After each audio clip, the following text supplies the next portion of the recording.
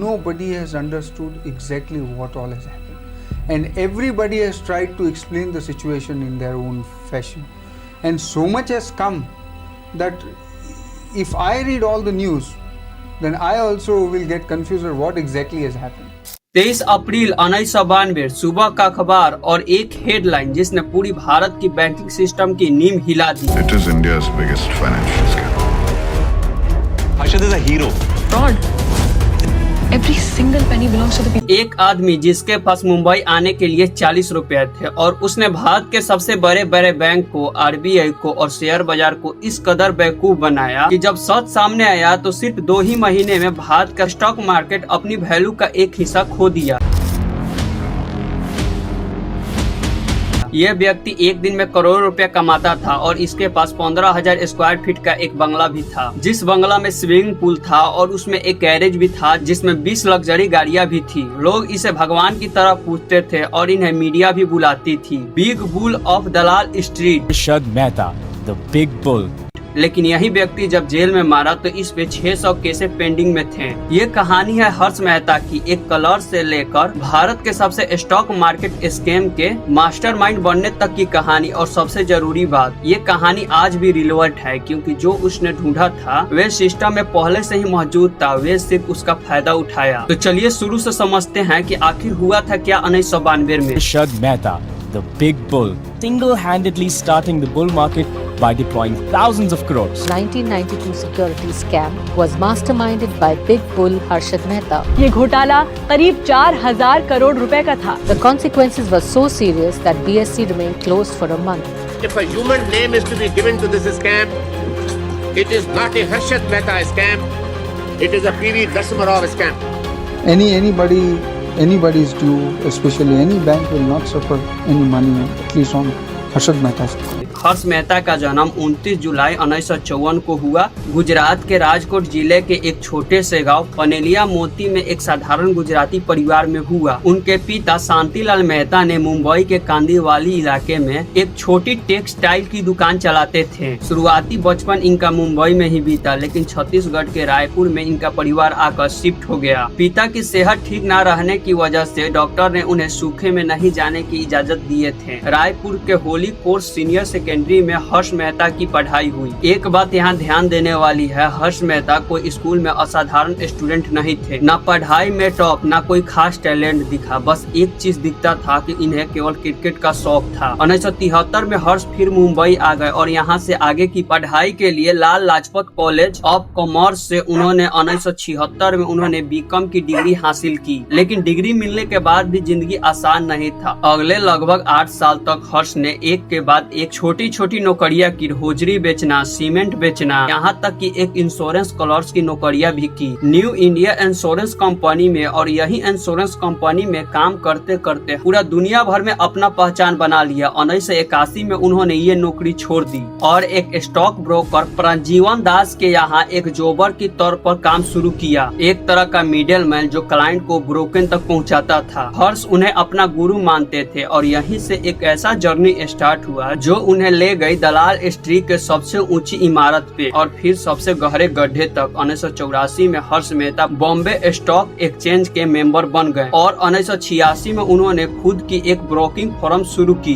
Grow more research और asset management. अब हमें यहाँ थोड़ा रुकना होगा। अगर आपको ये नहीं समझ में आ रहा है कि स्कैम कैसे काम करता था तो आगे की कहानी समझने में मुश्किल होगी, तो थोड़ा ध्यान से सुनिएगा। मैं इसे आसान भाषा में आप लोगों को समझाता हूँ। 1990 में भारत की बैंक को सीधे शेयर बाजार में पैसा लाने की इजाजत नहीं थी, लेकिन यहाँ पे बैंक के लिए एक नियम था। उन्होंने अपने एसेट्स का एक तय हिस्सा गवर्नमेंट सिक्योरिटी यानी सरकार की निगरानी में रखना पड़ता था। अब बैंक के पास कभी ज्यादा पैसा होता था तो कभी कम पैसा होता था, तो एक सिस्टम काम करती थी। उस सिस्टम का नाम है रेडी फॉरवर्ड डील यानी RF डील। इसे ऐसे समझिए कि मान लीजिए कि बैंक ए के पास कुछ दिन के लिए एक्स्ट्रा पैसा है और बैंक बी के लिए कुछ दिनों के लिए पैसे की जरूरत है तो बैंक भी अपने को गवर्नमेंट सिक्योरिटी से बैंक ए को बेच देगा और वहीं कुछ दिन बाद सिक्योरिटीज वापस खरीद लेगा थोड़े ज्यादा प्राइस पर। यह असल में एक छोटे शॉर्ट टर्म लोन थी। सिर्फ सिक्योरिटी के जरिए इस डील के बीच एक ब्रोकन होता था जो दोनों बैंकों को आपस में मिलाता था कमीशन के जरिए। ब्रोकन का काम सिर्फ डील करना था। पैसा और सिक्योरिटी दोनों बैंकों के बीच सीधे ट्रांसफर होने चाहिए थे। ब्रोकन के हाथ से गुजरना नहीं चाहिए था। लेकिन प्रैक्टिस में क्या होता था, जब सिक्योरिटी को फिजिकल फॉर्म में ट्रांसफर करना मुश्किल या समय लेने वाला काम था और इस समस्या का हल करने के लिए एक शॉर्टकट था। उस शॉर्टकट का नाम था बैंक रिसिप्ट यानी कि बीआर। एक बीआर बेसिकली एक रसीद कागज की तरह होता था जो ये कंफर्म करती थी कि हमारे पास इतनी सिक्योरिटी है और हम इसे ट्रांसफर करने का वादा करते हैं, यानी एक IOUs डॉक्यूमेंट की जरिए। और यहीं से हर्ष मेहता ने एक लूपहोल पहचाना और उन्होंने नोटिस किया कि बैंक बीआर के जरिए करने से पहले उसके पास सिक्योरिटी है या नहीं, इसकी जांच ठीक से नहीं करते थे। आरबीआई का काम था कि बैंक के इन्वेस्टमेंट अकाउंट के समय समय पर ऑडिट और इंस्पेक्शन करना, लेकिन यह प्रोसेसेड डील था। हर्ष मेहता ने दो छोटे कम जांच परखे और बैंक के साथ हाथ मिलाया। बैंक ऑफ कनाडा और मेट्रोपॉलिटन ऑपरेटिव बैंक, ये दोनों बैंक उनके लिए एक ऐसे बीआर जारी करने लगे जिसके पीछे कोई असली सिक्योरिटी था ही नहीं, बिल्कुल खाली बेबुनियादी कागज की तरह। ये फेक बीआर फिर दूसरे बड़े बैंकों को सौंप दिए जाते थे। बड़े बैंक इसे इसलिए रख लेता था कि वे असली गवर्नमेंट सिक्योरिटी के बदले पैसा दे रहा है और ये सब बैंक हर्ष मेहता को करोड़ों का लोन दे रहे थे बिना किसी ठोस गारंटी के। और हर्ष इस सब पैसे को सीधे शेयर बाजार में लगा देते थे। ये पूरा सिस्टम तभी तक चल रहा था जब तक शेयर की प्राइस ऊपर जा रहे थे और 1990 से 1991 में यही हो रहा था। 1990 की शुरुआत से हर्ष मेहता ने जोरदार तरीके से शेयर खरीदना शुरू किया। उनका सबसे बड़ा निशाना था एसोसिएटेड सीमेंट कंपनी यानी कि एचसी। सोचिए एसएससी का शेयर 200 से स्टार्ट हुआ और हर्ष के मैसिंग वाइंस की वजह से इसका शेयर पहुंच गया 9000 तक और ये बढ़ोतरी थी 4400% की। जब लोगों ने पूछा कि एक सीमेंट कंपनी का इतना शेयर बाजार क्यों बढ़ रहा है तो हर्ष के पास एक जवाब था। उन्होंने इसका नाम दिया रिप्लेसमेंट कॉस्ट थ्योरी। उनका तर्क था कि अगर एसएससी जैसे कंपनी को जमीन से बनाना हो तो फैक्ट्री, मशीनरी, सब कुछ का लागत तो उनका इतनी ही होगी, यानी मार्केट सिर्फ उनकी असली वैल्यू को सही कर रहा है। यह थ्योरी टेक्निकल तरीके से सुनने में तो स्मार्ट लग रही थी। एक्सपर्ट्स, इन्वेस्टर और मीडिया सब कोई इससे प्रभावित हो गए। इस दौर में हर्ष का मेहनत के नाम पर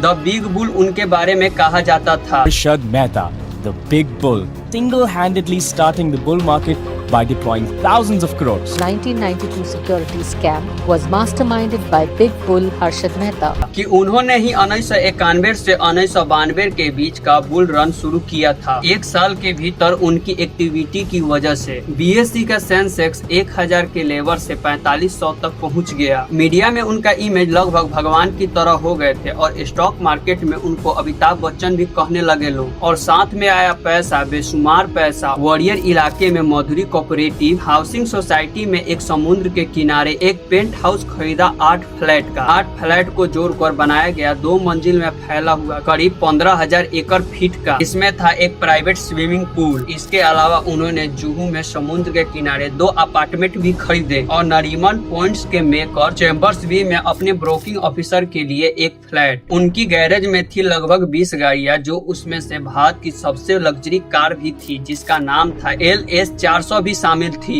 एक व्यक्ति जो मुंबई आया था 40 रुपया लेकर, लेकिन वे उस समय इस तरह जी रहा था जैसे कोई बॉलीवुड स्टार जी रहा है। लेकिन यहाँ पे एक बात समझने वाला है कि जो पैसा वे खर्च कर रहे थे वे पैसा उनका नहीं था, वे पैसा था आम जनता का जो बैंक के जरिए घूमकर उनके पास आया था। अब एक जरूरी सवाल, क्या ये सब सिर्फ हर्ष मेहता की आदमी ही कर रहा था? तो बिल्कुल नहीं, इस सिस्टम में बहुत लोग शामिल थे। जांच में सामने आया कि सिटी बैंक और कुछ जाने माने ब्रोकर जैसे पलवान सेठ और अजय कल्याण, इसमें बड़े बड़े लोग भी शामिल थे जैसे आदित्य बिरला, हेमंत कोथरिया, कई ऐसे बड़े बड़े नेता इसमें शामिल थे। यहाँ तक कि उस समय की आरबीआई का गवर्नर एस वेकिंता राम ननन, इन सब पर उस समय आरोप लगे। उन्होंने या तो हर्ष मेहता की मार्केट की मैनिपुलेशन की मदद की या होने दी। हर्ष मेहता ने एक बार ये भी दावा किया कि उन्होंने प्रधानमंत्री को 1 करोड़ रुपयों की एक सूटकेस में रिश्वत दी थी। With this kind of a crowd and this kind of a heat,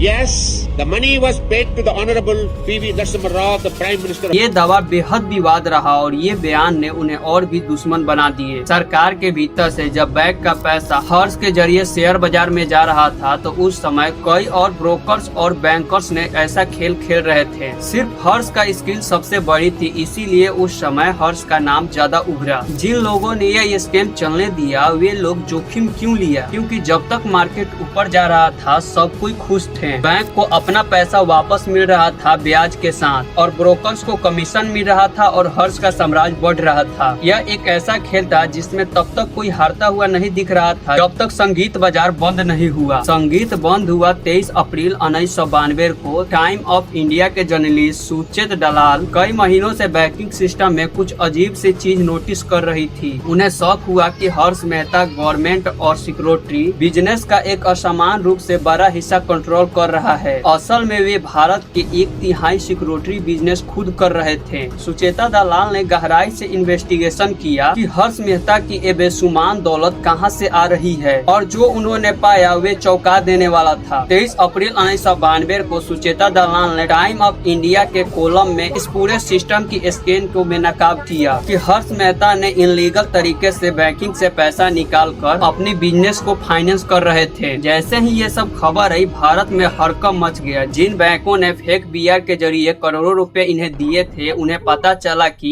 असल में उनके पास जो सिक्योरिटी है वो एक कागज की टुकड़े की तरह है जिसके पीछे कुछ भी नहीं है। मार्केट में बिकवाली शुरू हो गई। निवेशकों ने एक के बाद एक हर्ष से शेयर बेचना शुरू कर दिए क्योंकि अब सबको लग रहा था कि ये सब केवल हवाई है। स्टॉक मार्केट में प्राइस तुरंत 40% गिर गया और 2 महीने के अंदर में 72% और इसके बाद करीब 2 साल तक मार्केट में बियर फंसा रहा। सिर्फ 2 महीने के भीतर भारतीय शेयर बाजार की वैल्यू 2 ट्रिलियन खो दी। रिजर्व बैंक ऑफ इंडिया ने इस मामले को जांच करने के लिए एक कम्युनिटी बनाई, जानकी रामन कम्युनिटी। इस कम्युनिटी के मुताबिक सीधे स्कैम की रकम करीब 4025 करोड़ है, लेकिन अगर पूरे फाइनेंशियल सिस्टम पर इसकी रकम जोड़े बैंकिंग सिस्टम से जो पैसा स्वैप हुआ तो आंकड़े कहीं ज्यादा था। अलग अलग रिपोर्ट के मुताबिक जिसमें 30,000 करोड़ तक भी ये पैसा पहुंच गया था। एक दिलचस्प और दुखित घटना भी हुई उस वक्त। विजय बैंक की चेयरमैन अपनी ऑफिस के ऊपर से कूदकर अपनी जान दे दी क्योंकि उन्हें डर था कि हर्ष मेहता का चेक जारी करने में उनकी भूमिका सामने आ जाएगा। ये स्कैम सिर्फ आंकड़ों की कहानी नहीं थी क्योंकि इसमें 80 लोगों की जिंदगी और जान दांव पर थी। स्कैम एक्सपोज होने के बाद सीबीआई ने हर्ष मेहता को 1992 में गिरफ्तार कर लिया। उन पर कुल 72 क्रिमिनल चार्ज और 600 से ज्यादा क्राइम केस उन पर दर्ज हुए। SEBI ने उन्हें जीवन भर के लिए स्टॉक मार्केट से बैन कर दिया। लेकिन यहाँ पे एक दिलचस्प बात है, हर्ष मेहता जब पहली बार जेल से बाहर आए तो उनका स्वागत किसी हीरो जैसा हुआ। लोगों ने तालियां बजाई, जयकारे लगाए क्योंकि उनकी वापस आने का मतलब ये था बाजार में फिर से तेजी आ सकता है। ये अपनी आप में दिखाता है कि किस हद तक लोगों ने उनकी छवि से जुड़ गए थे। स्कैम के बावजूद भी कानूनी लड़ाई बेहद लंबी खींची। कुल मिलाकर हर्ष मेहता के खिलाफ 27 केस रजिस्टर हुए। बॉम्बे हाई कोर्ट और सुप्रीम कोर्ट ने उन्हें कई मामलों में दोषी ठहराया, लेकिन 27 क्रिमिनल चार्ज में से सिर्फ 4 मामलों में कन्विक्ट हो सके उनकी मौत से पहले। इस बीच हर्ष मेहता ने एक और कोशिश की स्टॉक मार्केट के गुरु के तौर पर। उन्होंने अपनी वेबसाइट बनाई लेकिन वे चला नहीं। 31 दिसंबर 2001 को हर्ष मेहता थाने जेल के क्रिमिनल कस्टडी में थे। रात को उन्हें सीने में दर्द उठा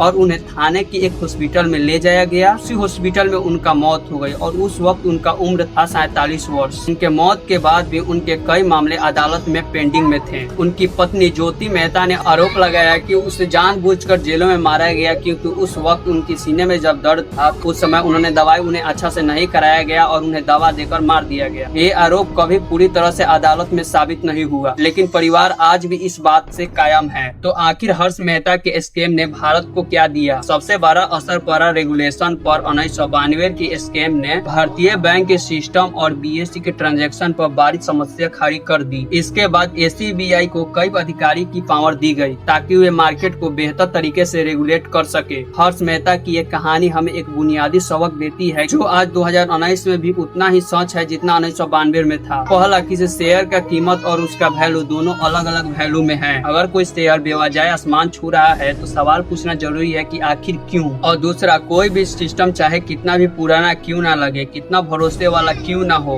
अगर उसका ओवरसाइट्स कमजोर है तो कोई ना कोई उसका फायदा उठाने के लिए कोशिश जरूर करेगा। और तीसरा और सबसे जरूरी बात, आज जो भी भारतीय शेयर बाजार से हमें सुरक्षा मिलती है, demat account, electronic trading, SBI की सख्त निगरानी, इसलिए यह सब कुछ मौजूद है। क्योंकि 1992 में एक ऐसा व्यक्ति था जो इस सिस्टम को इस कदर तोड़ दिया था कि इसे फिर से बनाना जरूरी पड़ गया। हर्ष मेहता मुंबई पहुंचे थे 40 रुपया लेकर, और उन्होंने मुंबई में ऐसा साम्राज्य बना दिया था, लेकिन जेल के सिर्फ 4 दीवारों के बीच उन्होंने अपना पूरा साम्राज्य खत्म कर दिया और 47 साल के उम्र में उनका जान चला गया। ये कहानी खत्म होती है लेकिन इसका सबक नहीं। तो फाइनली दोस्तों, आज का वीडियो को खत्म करते हैं। आई होप कि वीडियो देखकर आपको अच्छा लगा होगा। अगर अच्छा लगा है तो प्लीज वीडियो को लाइक कीजिए, चैनल को सब्सक्राइब कीजिए। चलिए मिलते हैं नेक्स्ट वीडियो, तक के लिए बाय बाय।